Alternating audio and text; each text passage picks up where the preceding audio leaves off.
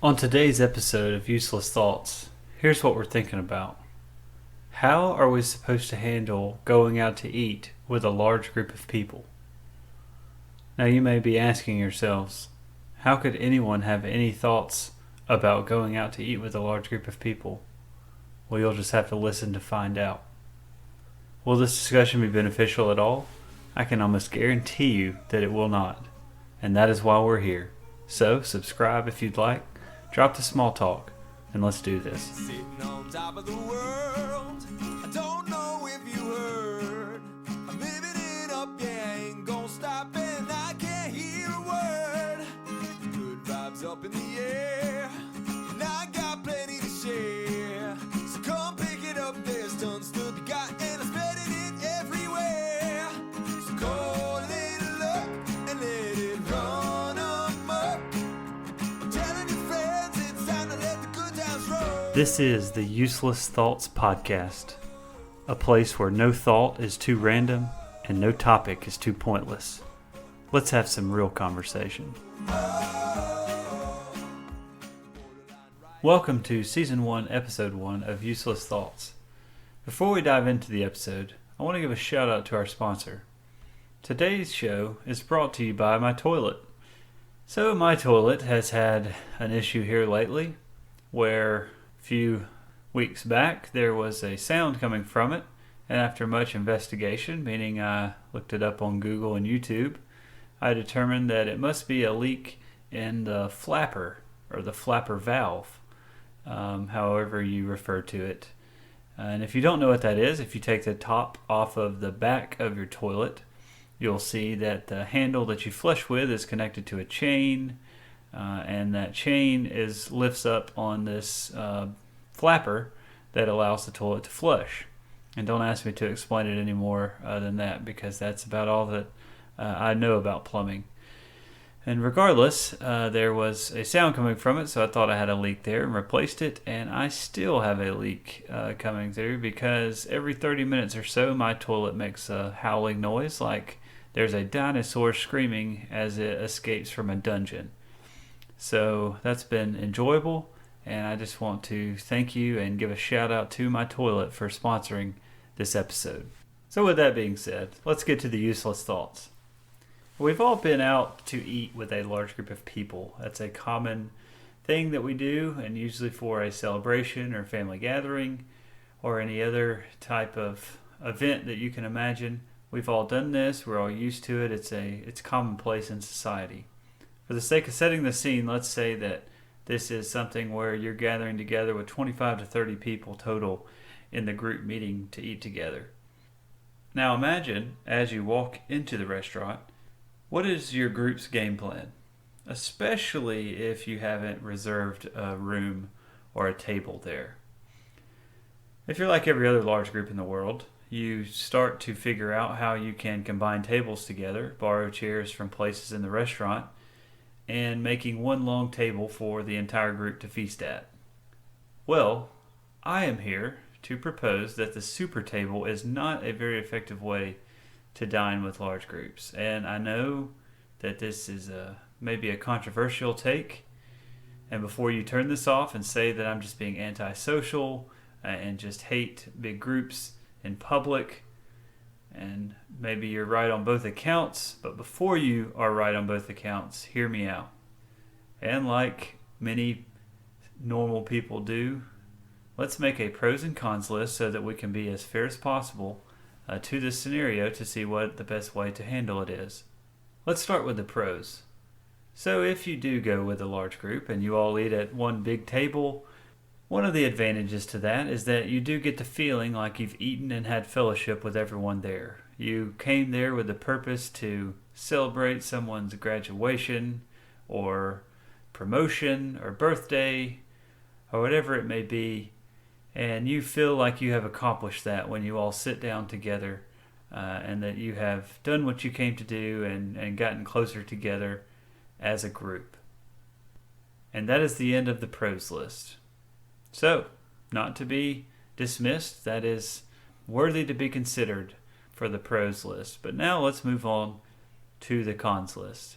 Number one, let's consider the anxiety that the person that has to hold the table goes through. And you know exactly what I'm talking about if you've ever had to do this. You tell someone in the line your order, and that may be your spouse or your kids or your parents or your friends or whoever. You tell them what to order for you. Tell them you'll Venmo them later if that's how you're going to do it. And then you're given the task of finding the table for everyone to sit at. You begin shuffling tables and chairs around, making a huge ruckus, and you begin to notice every pair of eyes in the restaurant start to fixate on you. And you can just feel the hatred for you build up in their mind as they see that you are about to be a huge distraction in this restaurant. And not only that, but once you actually have the table set up, if you thought that hatred was bad, then you sit down at the table with 25 empty seats around you, and you begin the brutal and daunting task of having to fend off every single person that comes up to your table. Is this seat taken? Can I sit here? Is this okay? Can I take one of these chairs? And you have to fend off every single one of those people that comes to your table. And you have now quickly become enemy number one to everyone in the entire restaurant. You begin to realize that your blood pressure and anxiety are both through the roof and skyrocketing. And you start to contemplate all sorts of scenarios in your head, most of which involve running away as fast as you can immediately from the table and never to be seen from again from your friends or family. So, in short, con number one deals with the stress that the table reserver goes through, and I think we can all understand that. The second con is the utter chaos of who to sit by. And you all know exactly what I'm talking about when you've been in this situation. You all stand around the table looking at each other, decide, do I sit across from my wife or husband or beside them? Do we split up the adults and kids? How do I sit close to the person I know the best? Which two people hate each other that don't get along at all? Which ones haven't seen each other in a while, so they need to sit with them so that they can catch up? Which seat gives me the best lane to get up and get a refill or go to the bathroom if I'm a small bladder person? No one knows where to sit. You all just nervously stare at each other, frozen with the decision, talking about how hard it is to come to a decision. Meanwhile, other customers in the restaurant that are just sitting there holding their trays of food with nowhere to sit seethe in anger at you complaining about not knowing where to sit. Let's move on to the third con. The first con that we talked about with the table reserver is more for those restaurants where you order at a counter and the restaurant doesn't do the tables for you and you have to do it. But let's move on to a different type of restaurant for the third con.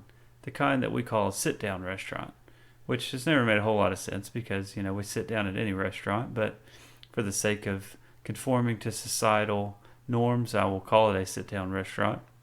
But at these restaurants, as soon as we sit down, the waiter or waitress walks over, and you can tell that they're probably defeated the minute they see this huge group, knowing that their tip probably won't be as well because everyone in the group will think, oh, well, it's a large group, everyone's going to give a tip, so I can give a smaller tip than normal. But this waiter walks over and thinks, maybe this is the one time that a huge group is on one check. Of course, that dream is shattered immediately when they get to the table. And not only that, but they find out that it's going to have to be split into 30 checks, which is more than even actual people at the table. With that dream shattered, they move on to their smaller, more achievable dream that maybe the people that are on each check are seated together so they can do the orders in bundles and it not be too hard to put it all together. And then, of course, the waiter or waitress realizes that strands of DNA are less complicated than the web of connections to figure out who is on which check. So, if those three cons weren't enough for you, let's move on to a fourth. So now that you've placed your order, you can finally relax and talk to the people around you, right? The anxiety is starting to settle down. You can just start to ease into the dinner and just conversate with the people around you and enjoy yourself. And you came with a big group of people, so conversation shouldn't be lacking. And then it hits you. Oh, yeah, sure, I came with 25 people, but I can only actually talk to the 5 or 6 people right around me. And it's right at this point that the thought starts to creep into your head. Wouldn't I have been able to sit at just a table of 6 with these exact same people and accomplish the exact same thing? Obviously, you don't voice that thought out loud because who wants to be the person in the group that says that, and society would blackball us if we ever try to go against the norms like that. But it does start to make a little more sense as time passes by and as the meal goes on. So, with con number 4, you only get to talk to a few people around you. Let's look at another con. Maybe you weren't that hungry.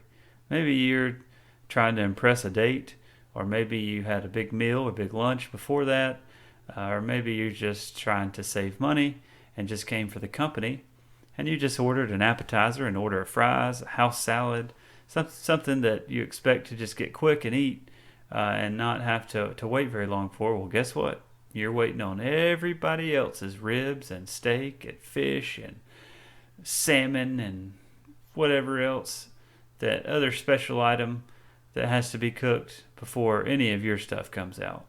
Wouldn't have had to wait that long if you'd been at a table of 5 or 6. But when you're at a table of 25, you wait for everyone. But maybe you're a patient person that can handle that. So now, the waiter or waitress brings the food out and begins naming out the orders for people to raise their hand and indicate that the one that they're holding is their order. But did you hear? Nope, because we're at con number 6, and your seat is a football field away from the waitress, and you're too distracted in conversation to even notice. So now everyone at the table is twiddling their thumbs. They hate you for not listening, and they wish they had just told the waitress to take your food back when you didn't respond, since you apparently didn't want it anyways. And now, if that wasn't enough, we're on to our 7th con, because it took an hour and a half to pass out the food. You haven't had a refill since your first glass that was given to you, and now your mouth is on fire from the food, or it's dry. And who knows when that next refill is going to be, because guess what? You're thirsty, the person next to you is thirsty, and the other 25 people are thirsty too. And that waitress only has 2 hands. So, our 7th con, you're going to have a long time to wait for that next refill. And finally, to round out the con list, not to say that this is all-encompassing, but if you'll notice that when you go with a big group of people, everyone finally realizes, like, oh, I didn't actually get to talk to very many people in the group. And you realize 90% of the people at this table I didn't even get to say a word to. So everyone gets up immediately and goes outside to mingle with everyone they hadn't talked with in the parking lot. So, which is all fine and dandy. You're trying to squeeze in what you couldn't squeeze in at the dinner.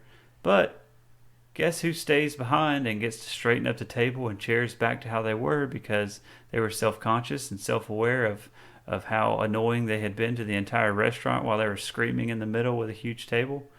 Those approximately 3 people that felt bad about it and recognized that the thoughtful and caring thing to do is to put it back how it was. But those poor 3 people get left hanging out to dry while everyone else just leaves and makes no effort to put the tables back together. So why do we do this? I think the obvious answer is that, and probably the right answer, is that no one wants to be that person in the group that makes the suggestion to split up. Everyone in this group came to eat together to celebrate something, commemorate something, whatever it may be. And if anyone tries to come up with a practical suggestion like, hey, maybe if we just all split up into different booths and tables, it would go faster, it would be simpler, we'd get our food quicker, it'd be easier for the waiter and waitress, maybe that would be more effective. But you know that you would be ostracized from the group to make that suggestion.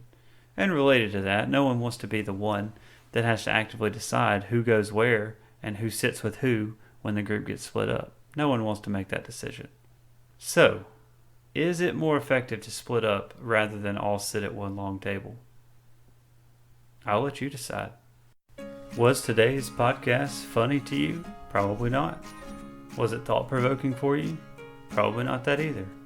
But if I could have accomplished one thing today, I hope that today's show was useless. You know, we all notice things around us and have random thoughts about them. And I think that the world is more enjoyable if we bring those things up. Conversations can get real boring real quick if we talk about the same things over and over again. I'll end this show on a piece of advice. Let's all put our phones down for a while and have a conversation with someone that we don't talk to very often. We stare at our phones too much, we watch too much Netflix, we veg out too often. Let's have a conversation with someone that we don't know anything about. Listen to what they had to say, and they're probably a lot more interesting than we realize. show kindness to everyone, and let's make the world a better place.